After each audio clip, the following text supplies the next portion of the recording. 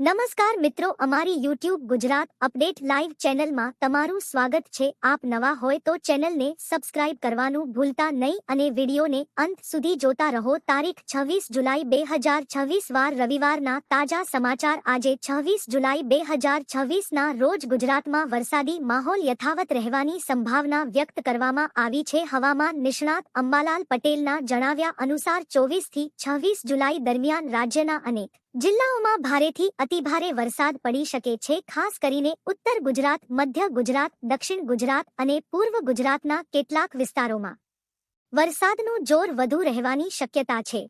ભારતીય હવામાન વિભાગ દ્વારા પણ સક્રિય મોન્સૂન સિસ્ટમ અને લો પ્રેશરના કારણે ગુજરાત સહિત પશ્ચિમ ભારતના વિવિધ વિસ્તારોમાં ભારે વરસાદની ચેતવણી આપવામાં આવી છે। છેલ્લા કેટલાક દિવસોથી સતત વરસાદને કારણે નદી નાળા, ડેમ અને જળાશયોમાં પાણીની આવકમાં નોંધપાત્ર વધારો થયો છે। અંબાલાલ પટેલના જણાવ્યા મુજબ બનાસકાંઠા, સાબરકાંઠા, અરવલ્લી, પંચમહાલ, દાહોદ, મહીસાગર, વડોદરા, છોટાઉદેપુર, નર્મદા, ભરૂચ, સુરત, નવસારી, વલસાડ, ડાંગ સહિતના વિસ્તારોમાં ભારે વરસાદ પડી શકે છે। સૌરાષ્ટ્રના અમુક જિલ્લાઓમાં પણ સારા વરસાદની શક્યતા વ્યક્ત કરવામાં આવી છે। છેલ્લા 5 દિવસ દરમિયાન રાજ્યમાં વરસાદની ટકાવારીમાં નોંધપાત્ર વધારો થયો છે, જેના કારણે ખેડૂતોમાં ખુશીનો માહોલ જોવા મળી રહ્યો છે। ખરીફ પાક માટે જરૂરી ભેજ અને પાણી મળવાથી વાવેતરને ફાયદો થશે। જો કે જ્યાં અતિભારે વરસાદ પડે ત્યાં પાણી ભરાવા અને પાકને નુકસાનની શક્યતા પણ રહે છે। અમદાવાદ, ગાંધીનગર, વડોદરા અને આસપાસના વિસ્તારોમાં દિવસભર વાદળછાયું વાતાવરણ સાથે મધ્યમથી ભારે વરસાદની સંભાવના છે। નીચાણવાળા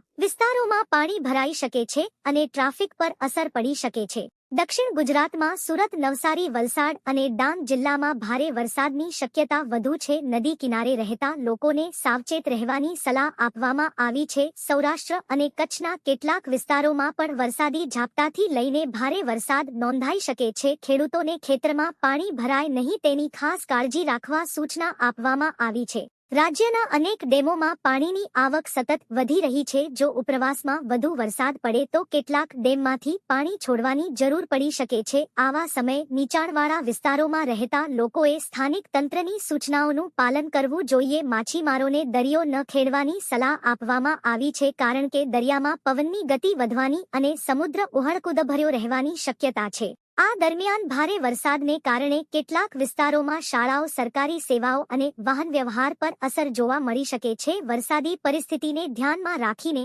26 જુલાઈની કેટલીક પ્રાથમિક પરીક્ષાઓ પણ મુલતવી રાખી છે। લોકોએ બિનજરૂરી મુસાફરી ટાળવી, વીજળીના થાંભલા અને પાણી ભરાયેલા રસ્તાઓથી દૂર રહેવું તેમજ સ્થાનિક પ્રશાસન અને હવામાન વિભાગ દ્વારા જાહેર કરવામાં આવતી તાજી સૂચનાઓ પર નજર રાખવી જોઈએ। એકંદરે આજે 26 જુલાઈ 2026ના રોજ ગુજરાતમાં વરસાદનું જોર યથાવત રહેવાની શક્યતા છે। અંબાલાલ પટેલની આગાહી અને હવામાન વિભાગની ચેતવણીને ધ્યાનમાં રાખીને દરેક નાગરિકે સાવચેતી રાખવી જરૂરી છે। વરસાદ ખેડૂતો માટે આશીર્વાદરૂપ બની શકે છે, પરંતુ ભારે વરસાદવાળા વિસ્તારોમાં સતર્કતા એટલી જ જરૂરી છે।